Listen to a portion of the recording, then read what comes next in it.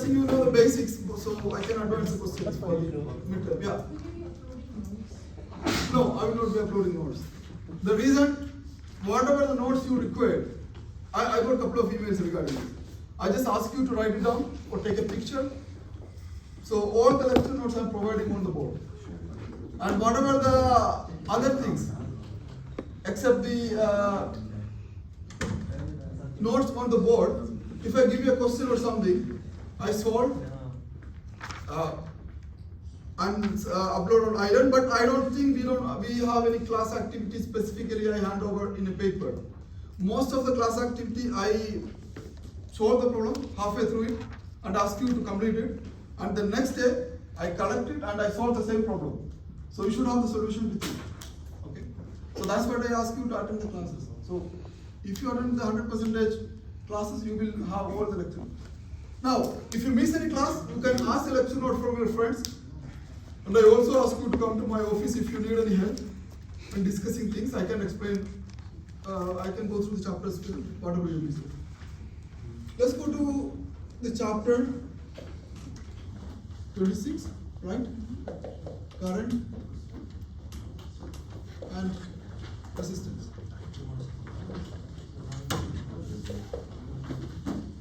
So, in the last chapter, we have discussed about the resistors. When you connect your resistors, how you can calculate the power, right? You have some potential and just across some resistors, and you can just find the power. Voltage will do this one, or it will be equal to I square R or V square over R, right? So all of these are. This is very important. I describe how we get these equations. And today, we will go to some very basic concepts, how we see the current flow in a conductor. Okay? And I just give you some hints in the last class. Let's say microscopic P of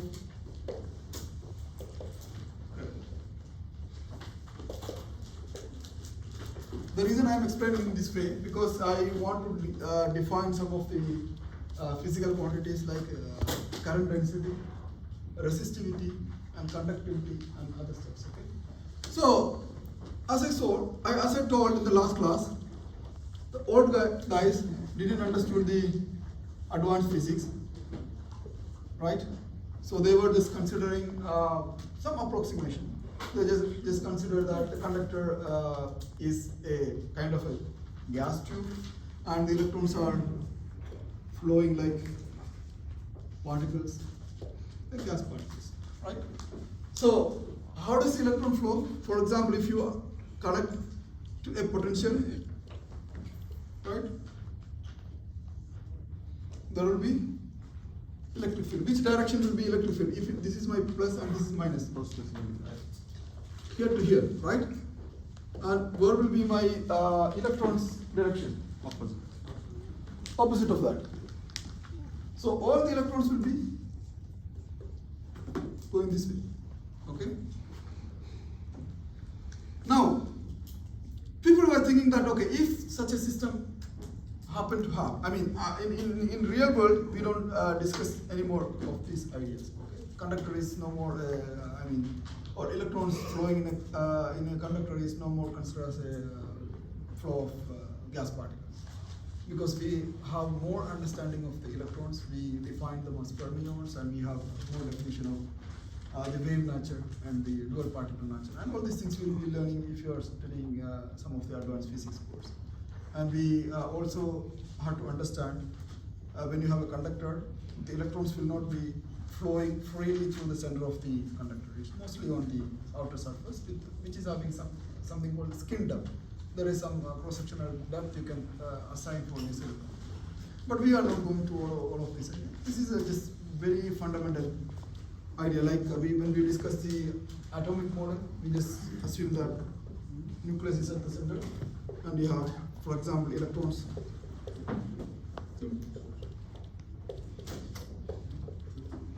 Electrons are revolving around. This is no more real. You are not seeing the hydrogen atom like, of course there is a proton and electron, but this is not how the electrons are revolving. You just have to see how the wave nature of this particle, and how you just look at the probability where you can find the electrons. It's not revolving. So similarly, this is something like 1800s idea. This is also something like 1800s. So all of your the upcoming terms like resistivity, charge density, all of these are based on the most fundamental concept of electrons are flowing like gas particles. Okay. Now, if I have such kind of system, I can define a couple of things. So I leave the electrons like a gas particles flowing in an electric field E, right? So these electrons will get some acceleration due to the potential difference, right? Basically, when you put an electron in an electric field, it will just move with some velocity. After certain velocity, it will just go to some velocity called drift velocity. It will not be accelerated no more, but it will move the speed whatever it gained during the first electric field it sees, right? It will just drift it. So this is called something like drift velocity.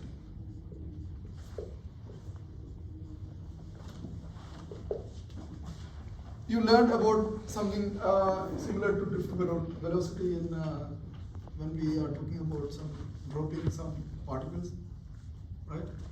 In air or some, we consider this as something like some resistive atmosphere, and after reaching certain initial velocity, it just drifts to it.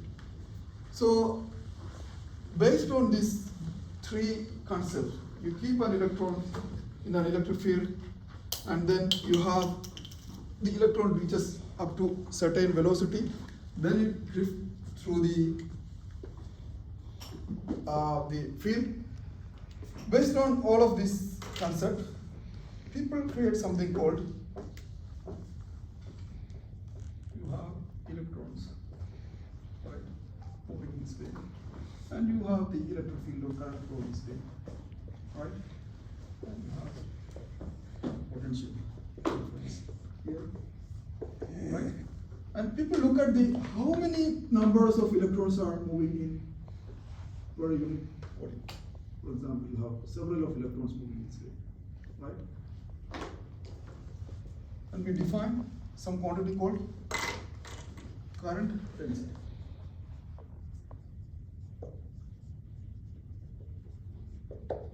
It's basically depending upon number of electrons per unit volume moving with some drift velocity. Okay, so this is called current density. Whenever you have some density, it is talking about per unit volume.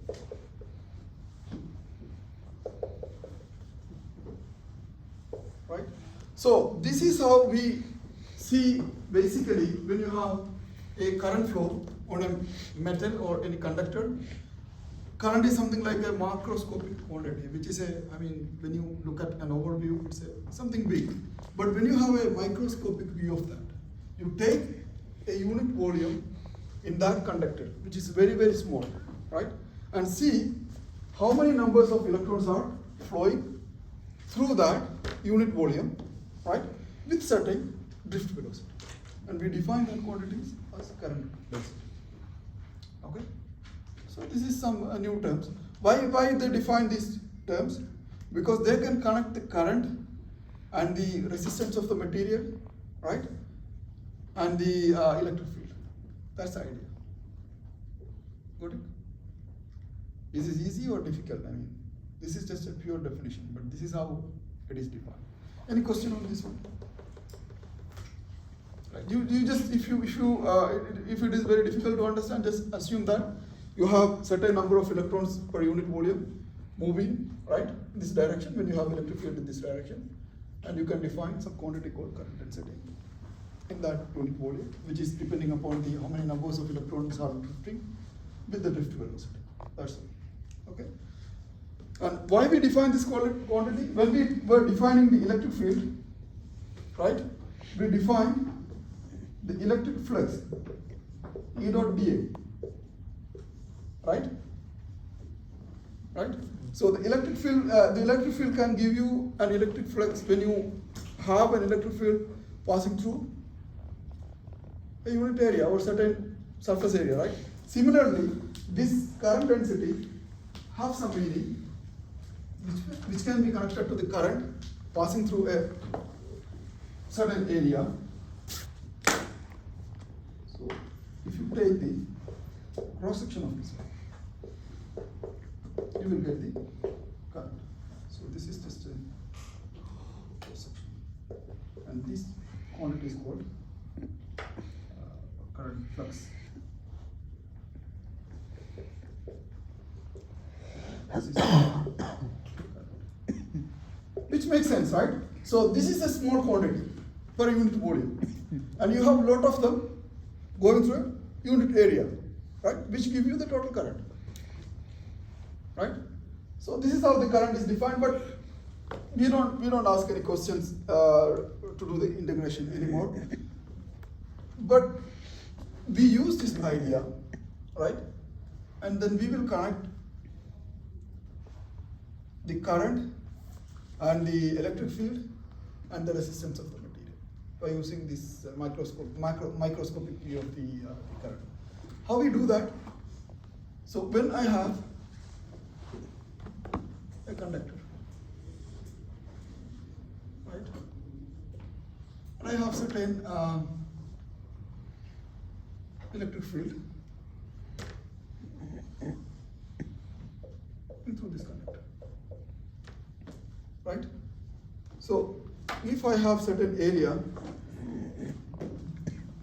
let's say I have area of A, or I just assume that I have some certain area. That makes more sense. It's the same idea. Let's say I have an area of A. So if I have a total area and the electrons will be flowing through this, if the electrons are flowing this direction through the small area, the density will be uniform, like the electric field. When we were discussing the Gauss's law, you remember, right? I have a sphere and I have charge here, and when I consider the Gauss's law for the sphere, I take a distance of r, and E dot dA close to integral is the total charge over epsilon 0, right? And we take the electric field out, and we only integrate over the area because all the fields coming out are uniform, right? Similarly, whatever the numbers of electrons coming through this unit surface is uniform. So you can define this one, current over the area. And what will be the unit of this one? What is unit of current? Ampere. So it will be ampere meter square. Right? Now, by using this idea, we can just say that if I have an electric field, right? What happens if I increase the electric field? This drift will be increasing, right? The number of electrons are defined for a metal, because if the metal is made up of gold, for certain gold number of atoms, you have a definite number of electrons, right? You cannot increase the electrons for a certain atom. I mean, there are ways to do that, but for example, you take an aluminum or any for example, you take an iron. Iron have something like 56 atoms, right? And then you take some potential and just apply to that. So that will be going proportional to this, whatever the current density will define. And this proportionality constant is called something resistivity.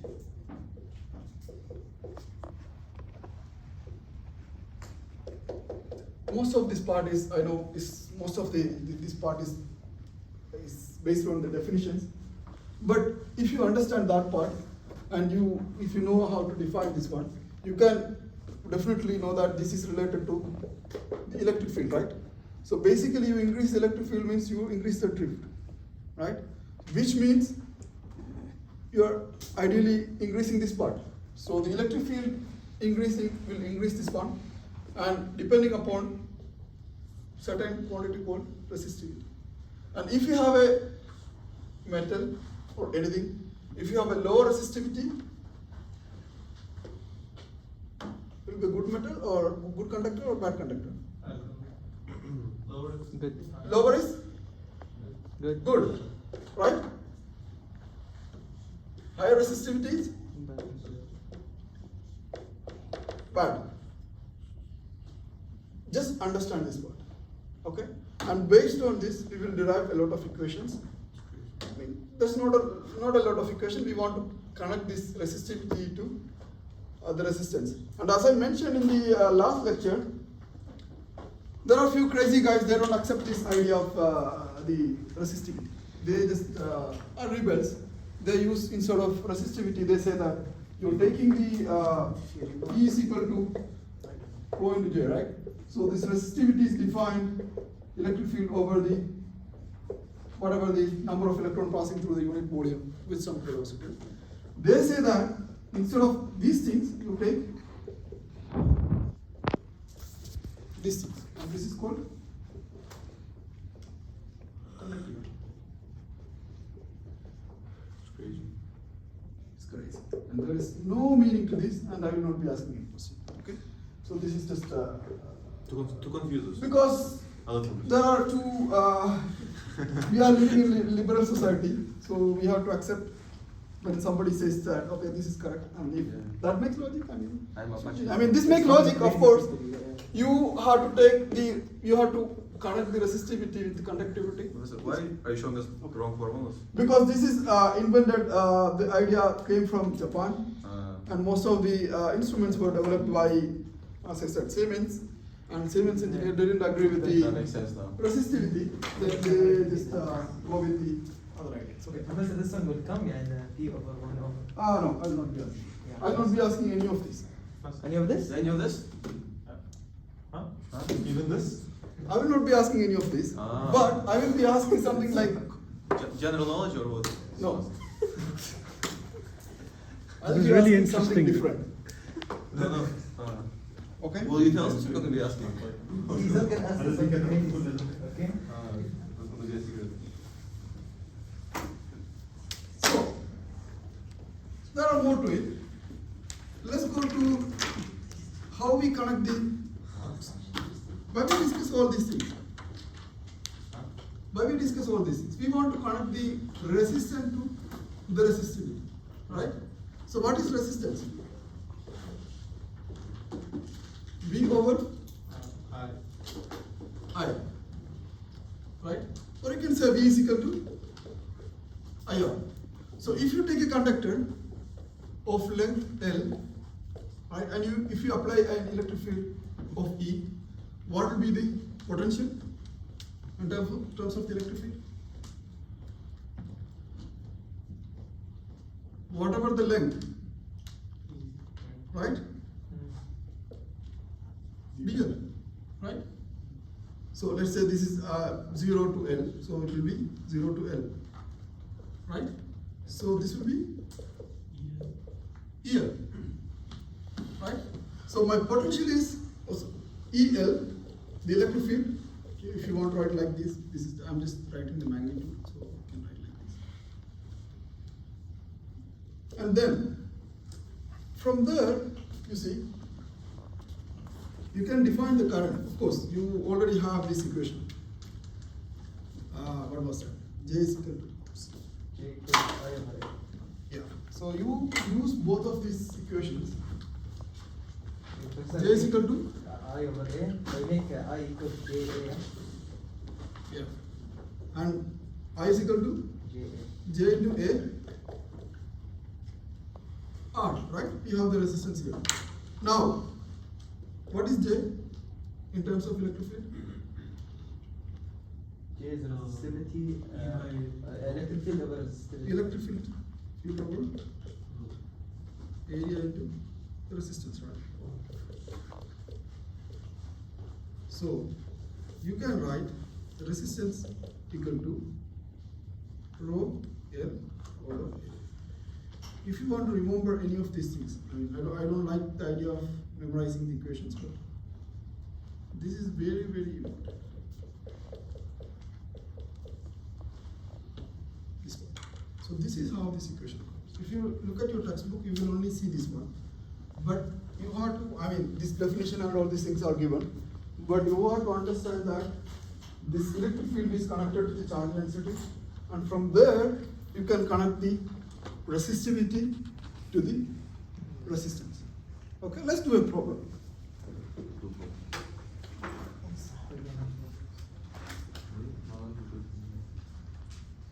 Yeah. Simple. First, will the whole chapter be with us in the exam or no? I have given one island. You can check that, right? Did you check island? Did you check island?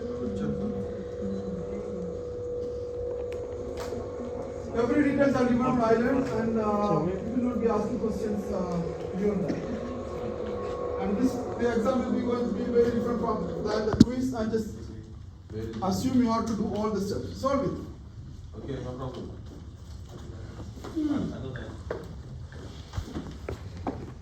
Tell me the answer.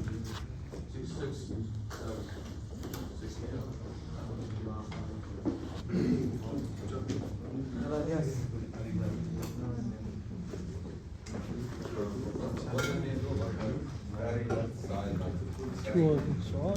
Very end of that? Yeah, that's E and 3.1. Rho L over A. No, E is equal to obvious, you can see backside, I mean, if you cannot see. EL is equal to E over rho area into the resistance. Yeah, Professor, how did you get E over rho? This one. I just replace this one. From this one, You have that there. Solve it. Now tell me the answer.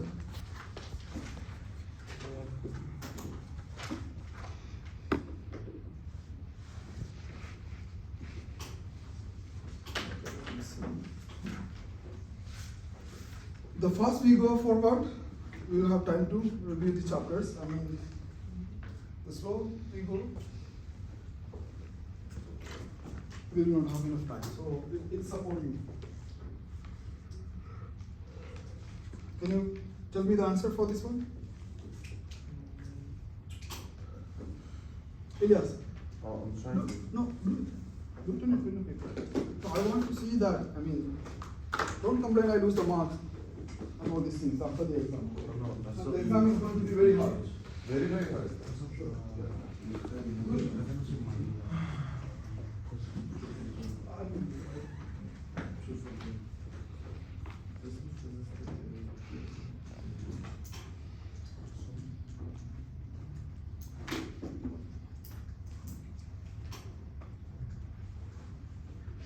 And for those who haven't come to my office to check the papers, please come this week. I'll just close the window. Then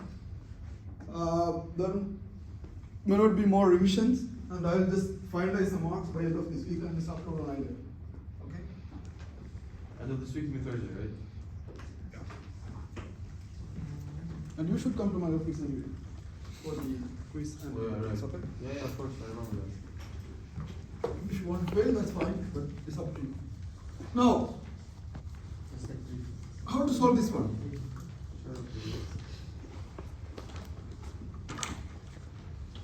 What it is asking? The first part, what is the resistance? The second part, what is J? Right? So, what is J basically? Current over area, right? So current over what is area here? Pi r square. Pi r square. Pi square. A square minus? E square. Can you read the other mirror? Yeah. Oh, sorry, yeah. This is larger one, right? This square minus x square. Because the radius b is greater than 8. So it should be. And what about the resistance, by the way? You have this equation, right? Either you can directly write these answers from this chapter, unless I specify derive it. Okay, you can just directly just apply this one. Rho L over pi b square minus s square. Okay. Any question here? But I'll be asking similar question.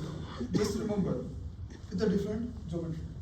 This is just an annular disk, but I can just take the question into different ways. Oh yeah, using a different geometry, and the thing is that I have to find the area of the geometry. So you should know for this course the area of a cylinder, the area of a sphere, the area of a disk. Okay, all of these the common geometries. Now, that's all. I mean, you can have different geometries. I will just increase the level of the question by just adding the complexity in finding the area of certain geometry. That's all. I just give an example how can you get the question. Now, we will go to the most obvious topics in this chapter. After defining all these unusual things, we will go to some common questions or common terms we use in this topic. This is very easy. So when you connect a resistor, right, in a circuit, how many ways you can connect?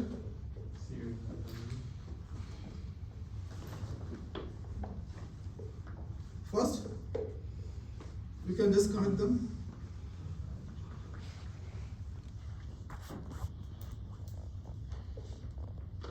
And what this connection is called? Series, right? Similar to capacitance, if you remember, like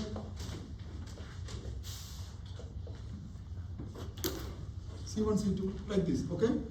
So you can connect two ways. One is the series, right? I have potential and lower potential here, and I just passed some current through it.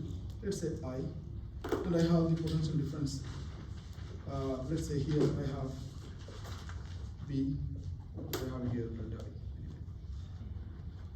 I. And what will be the equivalent resistance for this one? How you know that?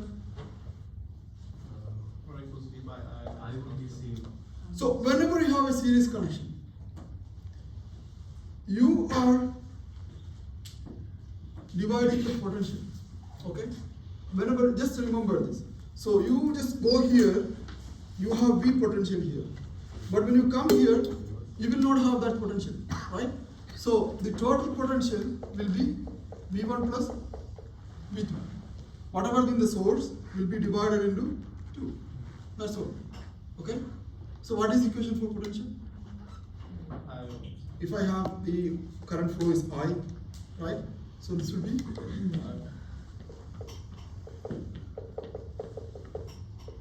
so this is basically equivalence. So this whatever the current we are talking about the total. Okay? So this will be, you can cancel I or I's, and then it will be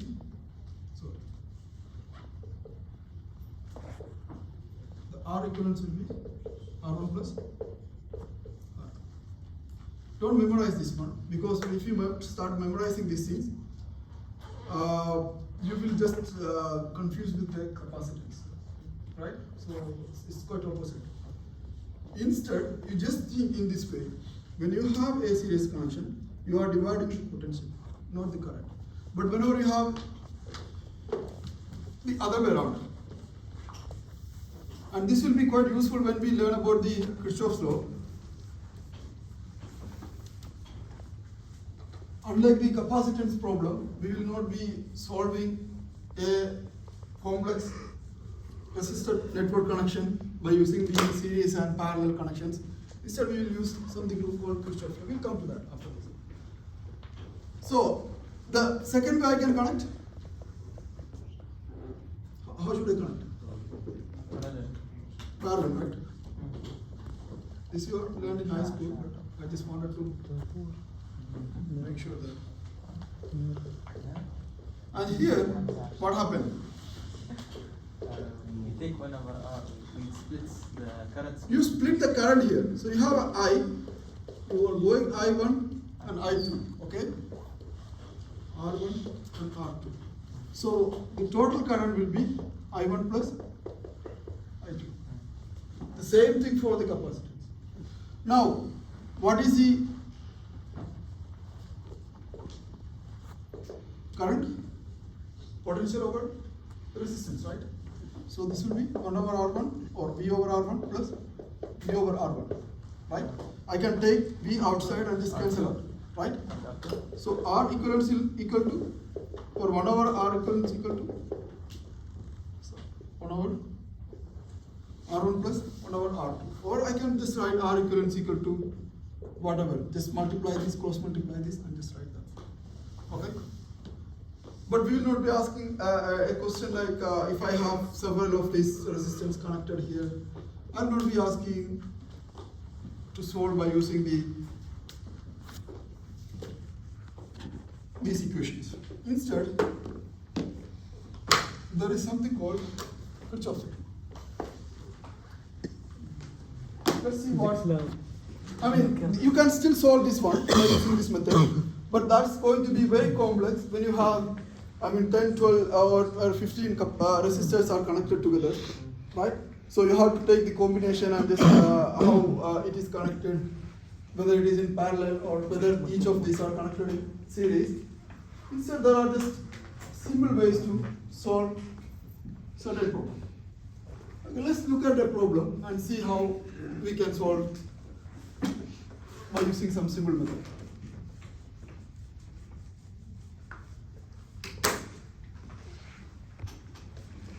Let's do an example. So you have questions like this. You have some resistors connected like, I mean, series, right? And I just have something parallel to it.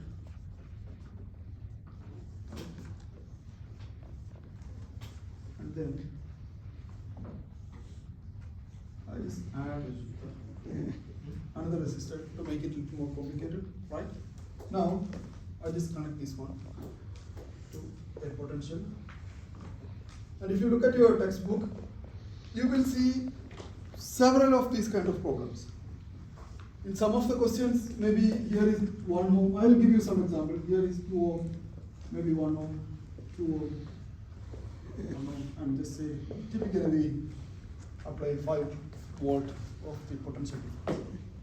So delta V is,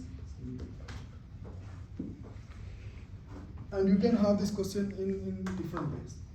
So we'll start with the simpler one. So the question will be, find the current on this one. So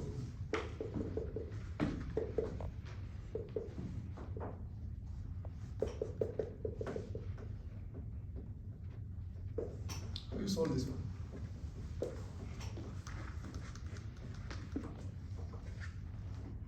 So there is one guy, his name is Gustav Kirchhoff. He just came up with some idea. Okay. So you don't go through all this combination and all these things. You just check when you have some resistor chain connected in a complex way. You just check how much voltage you are giving to this one. Okay? So he prepared certain laws. For all, there are only 2 laws. So he used this idea of this one. And he said that you just check how much potential available in the source here. Okay, this is the source, right? that should be equal to whatever the potential drop happening on the circuit, right? So if you have 5 volt, right, whatever the potential drop happening in the circuit should be equal to whatever you have available, right? That's the first thing. Then he took up this idea. For this idea, he chose something called nodes. Here is the idea. So when I was talking about the current, I told you, right? So the current is splitting at each of these nodes, right? So he took this idea and considered certain points called nodes. Okay? So he tells us the total current incoming at each node will be total current going out. Okay? So if you want more defined way, so this is the idea. By using this one, you can solve all of this problem. Or you can just say that the net current in any node should be equal to 0. And most of the problem we will be using, instead of that, we will be using most of the problem, unless it is specified to look at the potential. We will solve this problem by using this idea. Okay? And if you go to your textbook, this will be the change in potential in a loop will be equal to 0. So which means if you look from here all over here, and whatever the potential change happens, whatever will be equal to whatever the potential you provide, whatever the potential drop across this. Okay?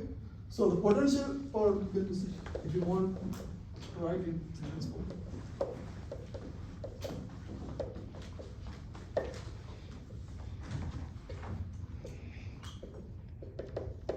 You will see this statement in your textbook, and this will be on each node.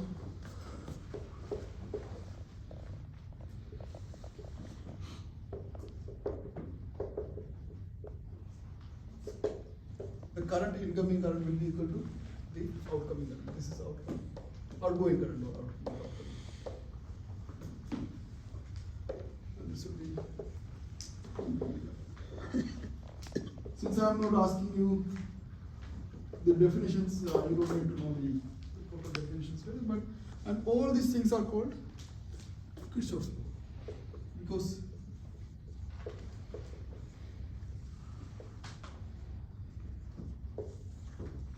he invented this idea, and you can solve all of the complex resistor connection by using this code. Now let's come back to that problem. How we solve by using this Kirchhoff's idea. Can you solve yourself, or should I solve it for you, the first one? Should I solve? Yes. So, sir, under the voltage law, shouldn't it be some sigma of V, not delta V? it is just change, right? So you can just write sigma or whatever the notation. So, whatever the total change, or you can just write sigma or whatever it is. But the idea is that changing potential across the, so potential only look at the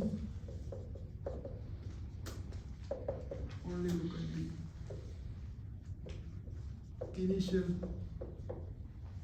and final point, and we check the whatever the changes happen, that should be equal to 0. Once it just, for example, this is the initial point, and this should be the final point, right? So once the potential goes through all this circuit, and whatever the changes happen will be whatever the source potential you provide here, right? And whatever the, all over this you have the potential drop, right? So they are equal, which means that whatever the changes happen here should be 0, right? That's the idea. We'll solve some of the problem, then you will get the idea. You can read the textbook definition for this one, but I don't think it's not a straightforward definition. Any question here? No. I think you have already learned about the Kirchhoff's law before, some of you, right? But did you learn in this way or in a different way? This is easier or the other way is easier? You can choose any of this method. This is easy or the method you learned in school is easy? Same thing, same idea, but in a different words maybe, right? So whatever he did that, instead of for the capacitors, we know that we can solve all the capacitors problem by splitting them into parallel. If you have a complex capacitors, a network system, the problem you have given, for example, 10 capacitors connected like this, you can split them into parallel. Just take two combination and take two parallel or series, whatever it is, and you can just make the equivalent circuit and just solve it easily. But the resistors, he took the same idea. For the first statement, he took this idea, and for the second statement, he took this idea, and simplify them. Okay. Can you solve this one? Show us. Let's solve that one. Let's see how we can solve that.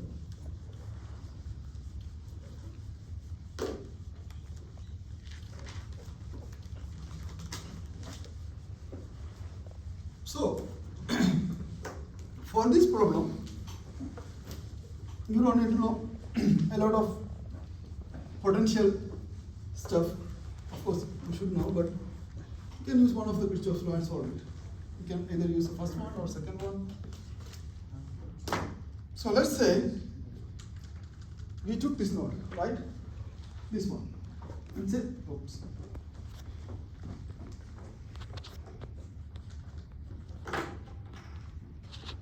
And we took this node. Let's say you have some potential, right? 5 volt, which is going through this way. And at this point, the potential will be divided. So let's say it's V1, and take this node as V2. Okay? So this is node 1, and this is node 2. Okay? So if you can solve that both nodes, then you will get you can find the total current flowing through the circuit. So this Kirchhoff law, use the second one.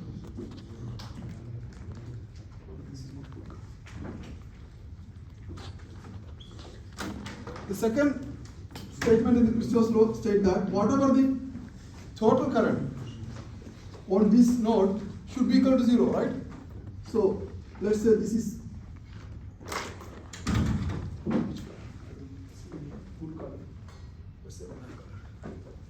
so let's take this as some current going away from the nodes, right? So whatever is coming should be going out. Let's say I1, I2, I3. And just say Should it be negative? this one. Yeah. You can write in this way or the other way. Only thing is that when you are writing this way, you have to take this minus this. If you are writing this way, the current is flowing this way. You have to write this minus this minus. Or we just say that you have I4, I5, I6. I'm writing this way because this is the easiest way to solve. So you should not get confused about which direction is I is flowing. You just take a node and just say that the current is from based on that one, then you have the current in different direction. Okay? If you want to write, you can write the current is coming this direction. Okay? And here if you are writing that, it should be this way. Okay? So just simplify things. So if I'm writing, it should be like whatever the current. I1 should be equal to whatever minus I2, opposite direction, right? Or minus I3. So I1 plus I2 plus I3 should be 0, right? So this, if you write this way, it is the same, right? So that's why I write this way. So the reason I'm writing this way, if you have a very complex network, you don't need to check which direction is this current. Okay? So this is just a trick. Ideally, this current has to come because the current is flowing this way, so it has to come this direction. To solve the problem, I just use this node and I'm checking based on this node what all currents are going out. And the net current on that node should be equal to 0. So Kirchhoff's second node. Okay, so either you can use the other direction or you can use just particular node you take and just go check what are the total current going there. So that's purely just to solve this problem. Because I am pretty sure when I ask this question in exam, you will be just confusing whether this is coming in or whether this is coming in, because you have this going this way, right? To avoid any confusion, I am just taking that just from any nodes. I am just checking what all currents are going on, right? And then it should be the total current in any node should be 0, because incoming should be equal to whatever is outgoing. So what is the total current? I1 plus I2 plus I3 should be 0, right? Yeah. What is I1? In terms of whatever the given value, we have given the potential, we have given the resistance, right? And what is I1? E1. So the current is V equal. V over Yeah, V equal. R, right? So delta V over R, right? So what will be the I1? V equal R1. What is the delta V there? V1 minus 5, right? Because I have a potential of V1 here, right? So whenever you're defining a node, you define a potential to that node. Minus 5 over 2 ohms, right? Plus, what is I2? V5 minus V1. When you are taking any of the circuit, the most important part, since you are taking here 5 volt, right? You are taking here 5 volt, right? 5 volt is going this way. What about this side?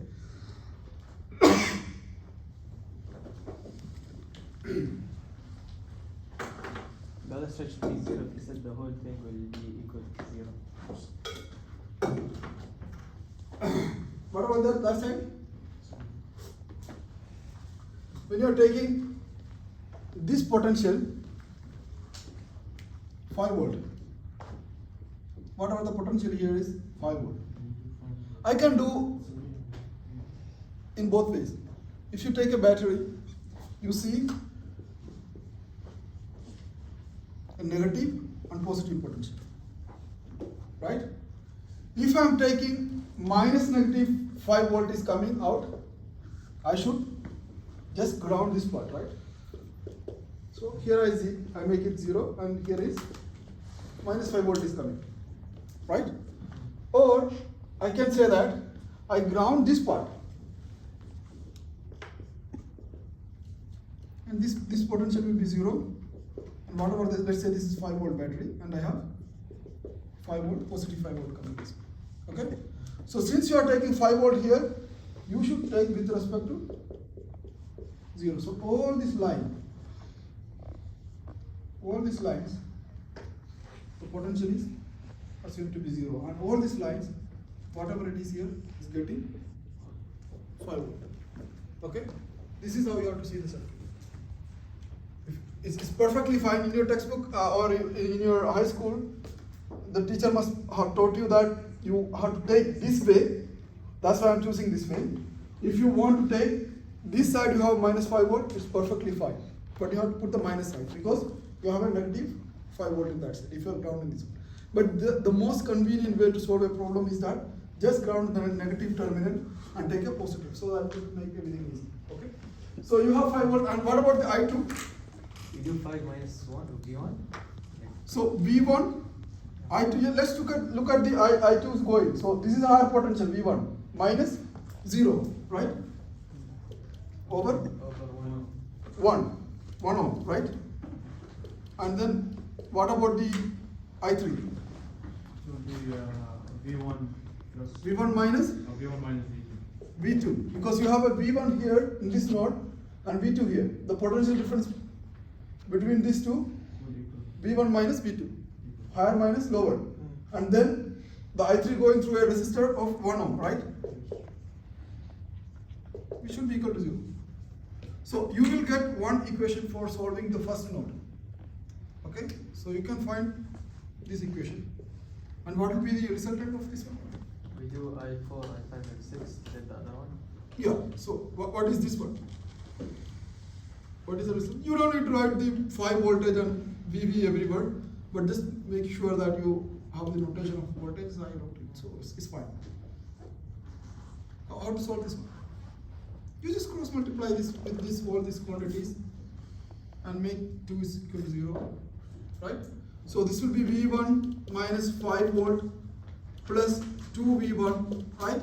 And 0 is 0 anyway, plus 2V1 minus V2 minus 2V2 should be equal to 0, right? So V1 plus 2V1 plus 2V1. How many V1s are there? 5 V1s, right? And how many V2s are there? 2v2. Minus 2V2 should be equal to 5 volt. You have here 5 volt. Okay. So sometimes if it is so confusing, just don't use the notation of the volt here. Okay. I'm just using it just so this is notation of volt. It doesn't mean that you have some notation of V1. V1 we don't know, and V2 we don't know. So let's say this is the first equation. Okay. And now look at the from node 1.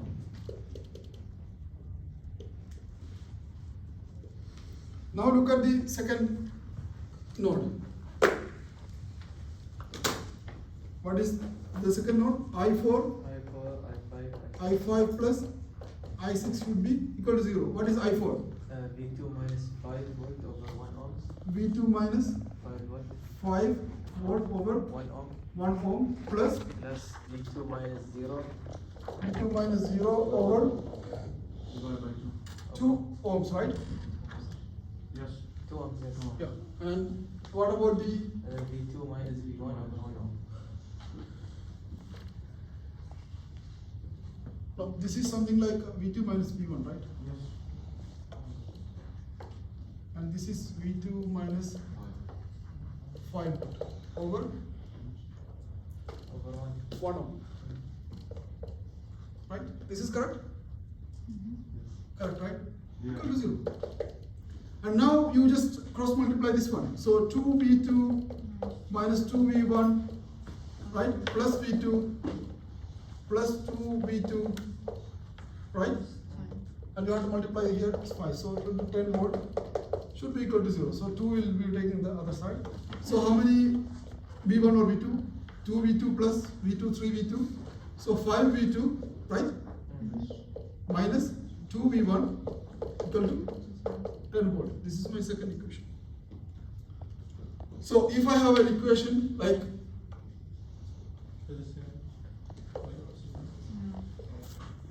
something like this, how you solve this one? Sorry? Simultaneous equation, right? So you have two quantities, two unknowns, right? Then how you solve it? And two equations. You can just find like Two make the equations. subject. First, make them equal to them. Sorry? Make them equal. So you can just multiply one of the equation to make the equal to the same other equations, right? So how you make this one? Should I give us a class activity? So multiply equation 1 by how much you have to do to make this one? You can take any number. You just decide which one is suitable. But the final answer should be correct. Yeah. And again multiply, or either. No, Or, you don't need to. you know, if you are using multiplying with 2.5 or something, then you don't need to. Then just add, right? 1 and 2, and find V1 and V2. We are not yet done, right? We want to find the I. Then how we find, once we have V1 and V2, how we find the current? What is the total current in this one? I1 plus I2, right? So what is I1 and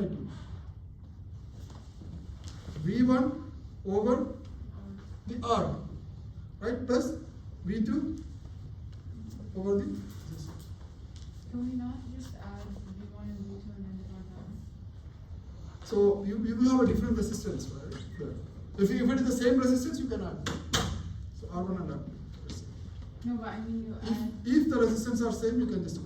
you can add V1 and V2 and divide by the resistance of each other. Yeah.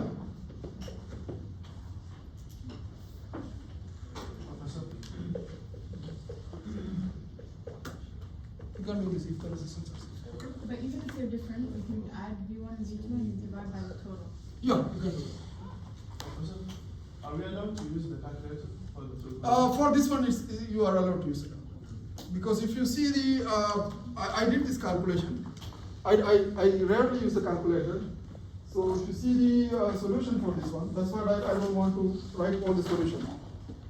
It's something like a one-page solution. So this is going to be a long solution. Now, there's last one topic before we stop. Then we'll just quickly go through the chapters.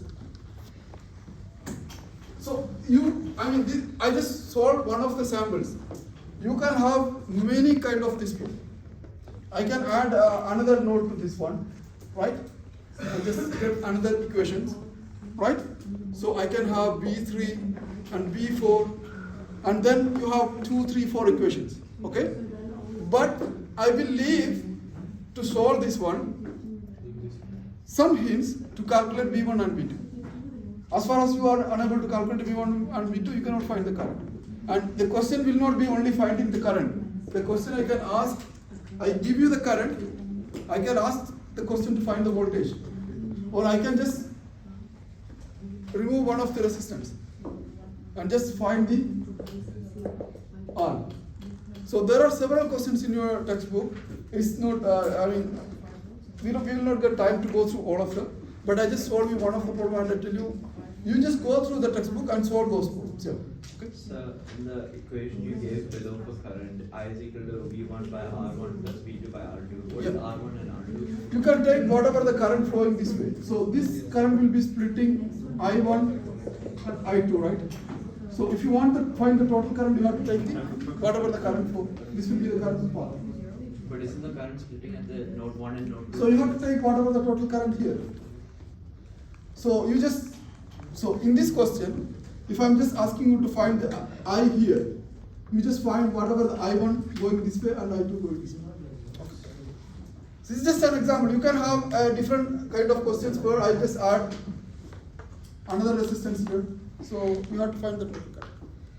But I don't understand. What do we use as R here to put into that equation? This R1, so this R you have to find whether it's a combination of R1 plus R2 or whether it's a combination of 1 over R plus 1 over R1 or R2. So do we consider all three of those resistors for I1 Yeah, you have to consider for the I1. and all three of those resistors for R2? Yeah. Okay.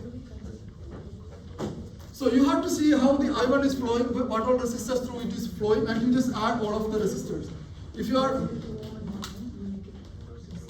want to find the total current. But most of the question I'll not be asking the total current because that make additional complication to find the resistors where the current is flowing through. Okay. Now let's go to the last topic before the exam. I just wanted to finish this topic. Then we'll go to the review.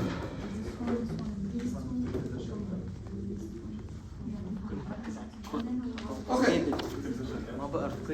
Now let's compare to the circuit, right?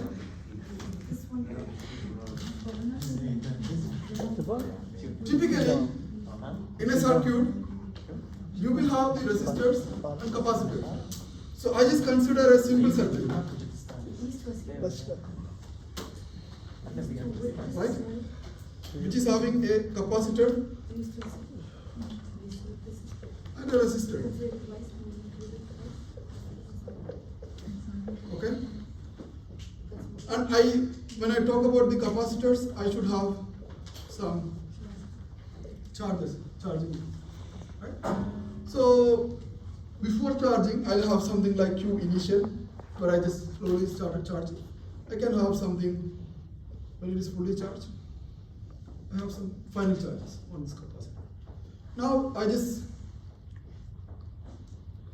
use this way. Let's say at certain time is equal to 0. This was the situation, right? So I just, after a certain time, I just connect the switch or just connect the circuit. So it will be same thing. Oops. This will be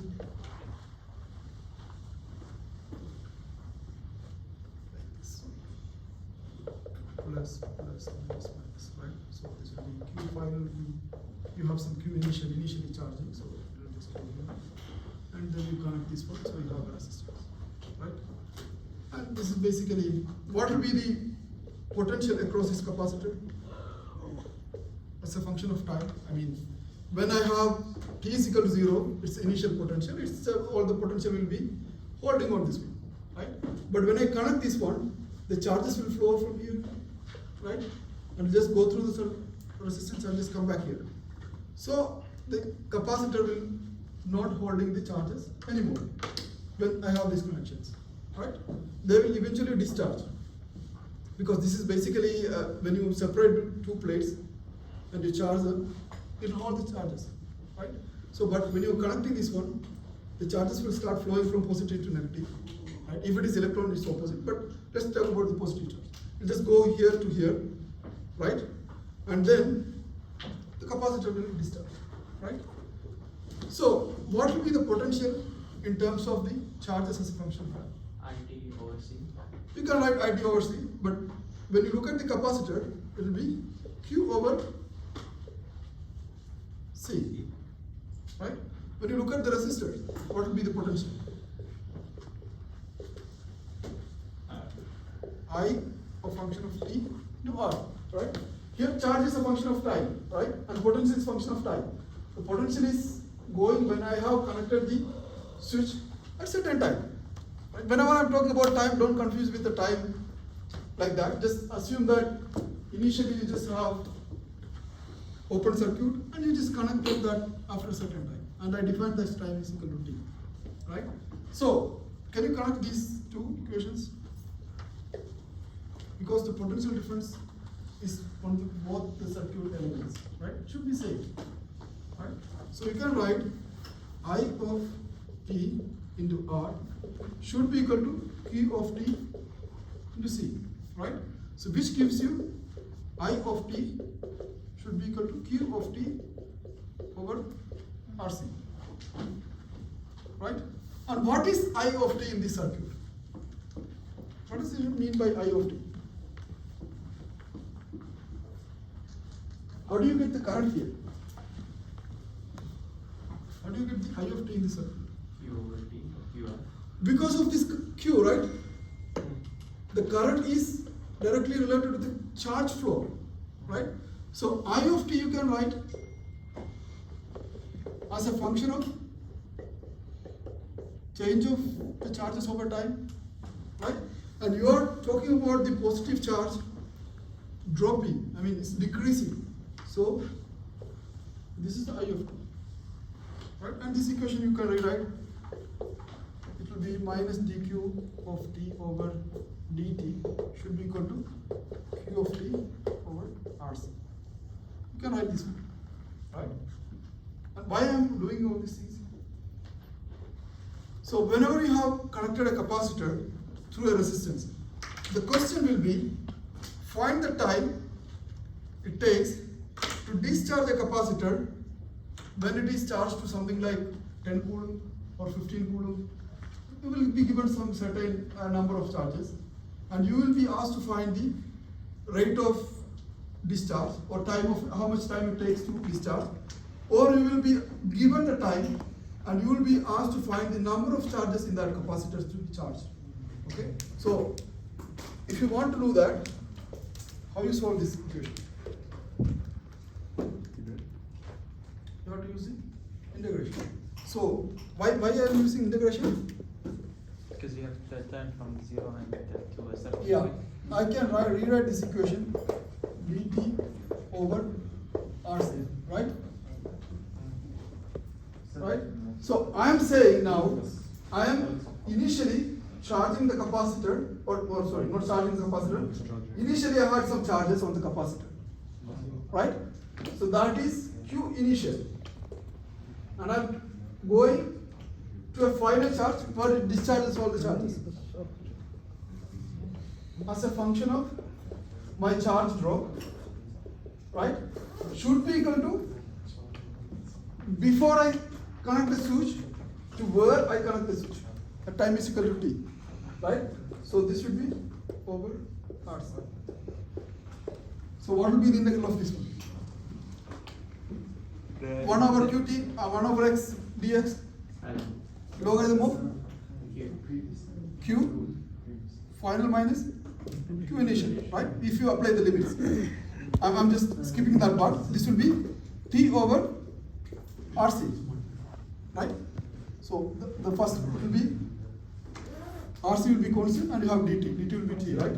So you can rewrite this equation like this: ln of qf over q initial, right?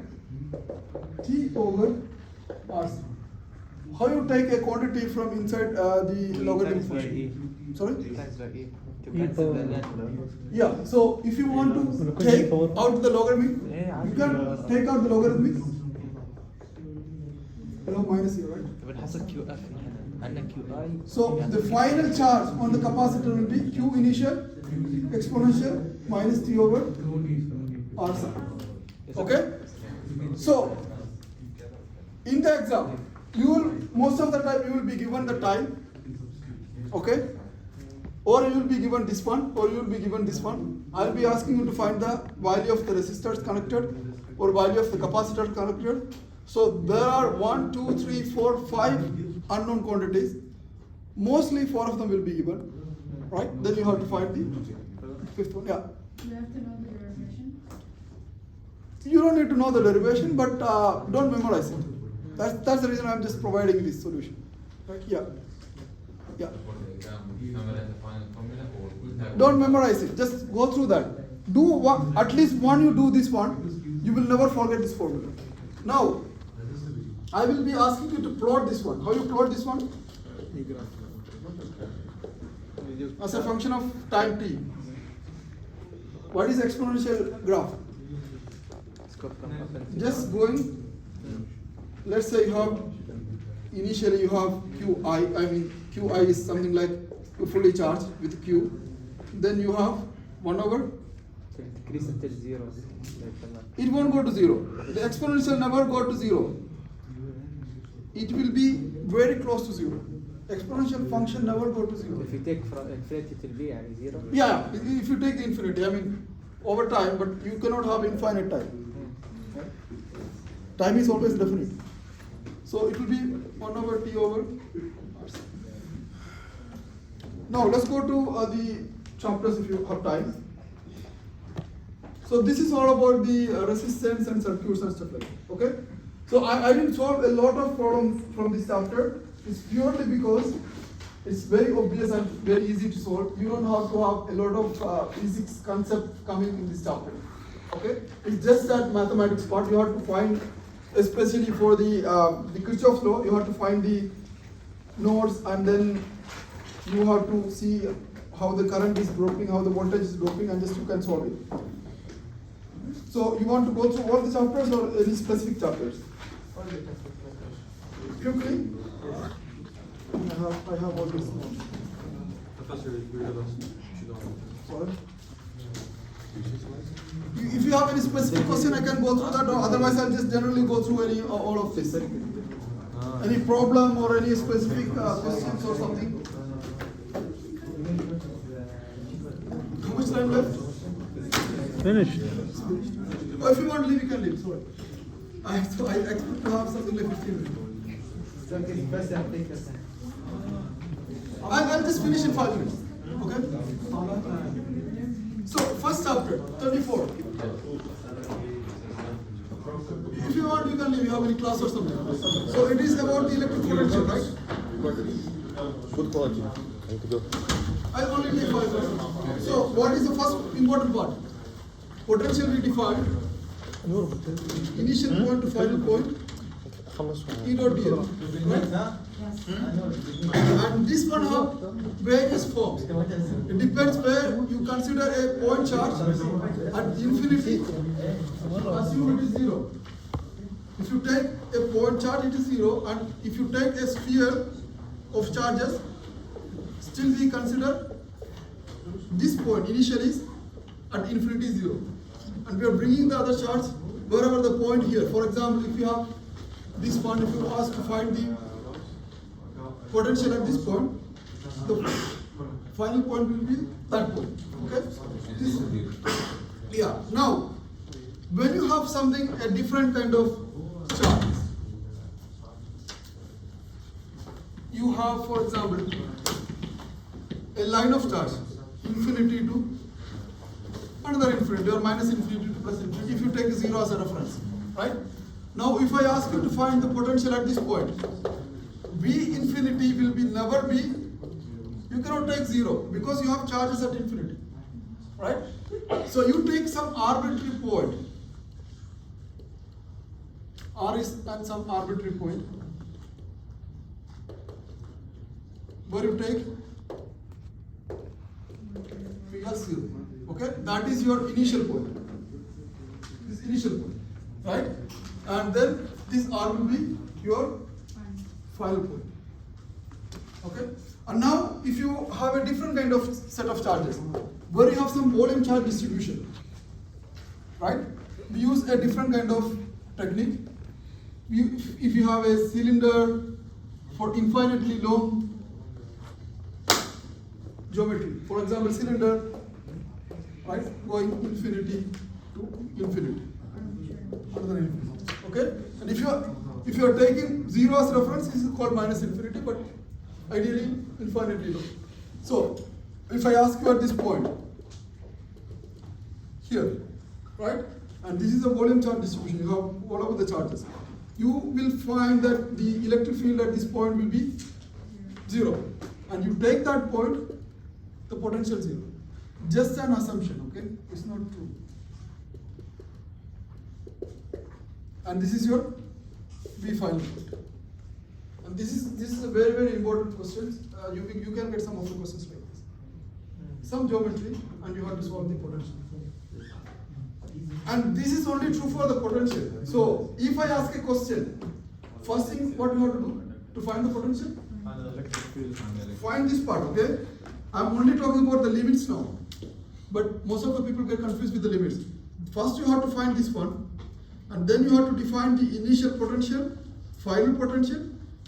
For point charges at infinity you can take, but for line of charges you take some arbitrary point. But when you have a volume charge distribution, you take the wherever you are getting the electric field 0, take as potential 0 at this point. Yeah. When you're saying this is a conductor, Yeah, it's a conductor. full charge. Yeah. Or you can have a slab. We already solved this one, right? And it's a thick slab, and you will see E is equal to 0 at G is equal to 0. So you take V is equal to 0 at this point. Any geometry. For the volume distribution, the point in the middle is your initial or your final?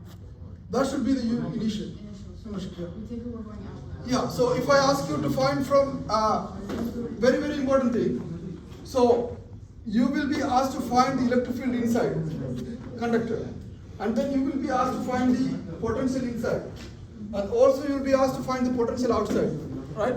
And if you remember, when you take the potential outside, this will be initial plus from the surface, because you cannot take starting point for the potential outside, you cannot take starting point for here.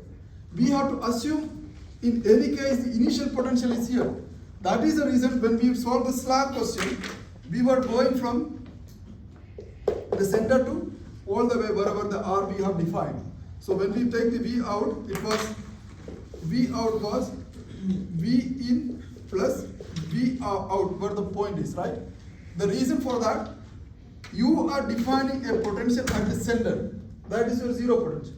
So wherever you take, it doesn't matter whether you take inside or outside, that point to wherever the point you want, that is your final potential, okay? So you cannot keep changing the definition of potential depending upon whether you are taking in or out. You have to stick with one potential where you assume that it is zero. Any question on this one?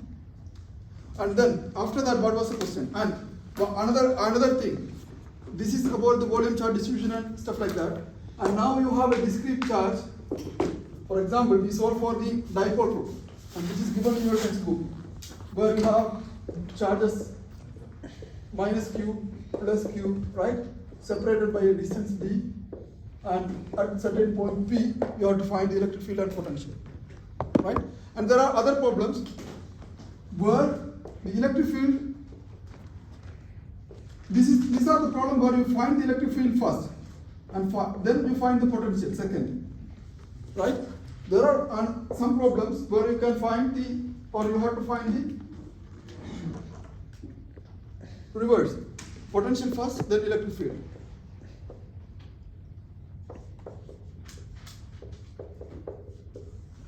One example, I gave you a problem of a disk, analysis disk, which means it is having the charge distribution on this region, right? A and B, right? And you know to find the electric field at this point, but you don't have to go through the integration because you cannot solve this one by using the Gauss's law. All of this problem, by the way, if you want another trick, all of this problem I'll be asking some geometry so that you can use Gauss's law. Okay? And all of these problems, no Gauss's law applied. Okay? So these problems, it is easy to find the potential. Specifically this problem, if you remember, this problem, I was saying that you just assume a small piece of this one, right? And it's a dV, define the potential, and then you integrate to dV all over the region, right? There was a method we followed, and then you see what is the distance here and just solve that one, and just find the electric field. And there were some other problems, I don't remember the problems, but I can get into that. I think we solved that only.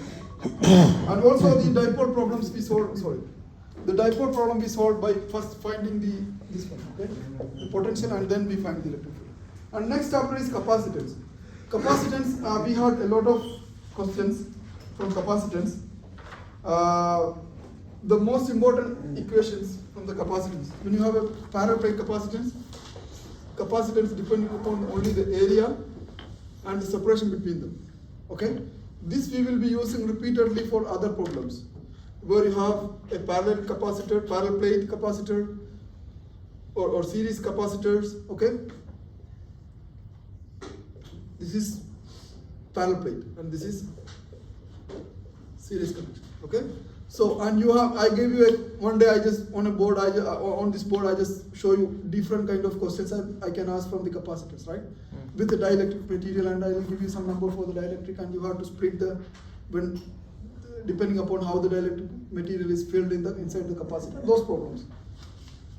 And we have, like the quiz questions, we will have some geometry, and then you have to solve. And there is another problem where you have a misaligned capacitor. Okay, where you have a parallel plate capacitor and one of the plate is misaligned, and you can have a different geometries, but little bit. I will not be making those questions very hard.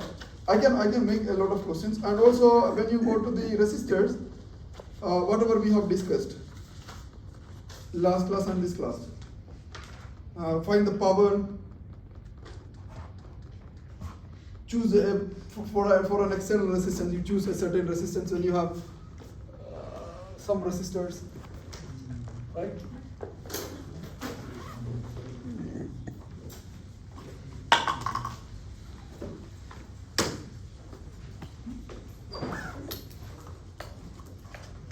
So you have some resistors, some circuit with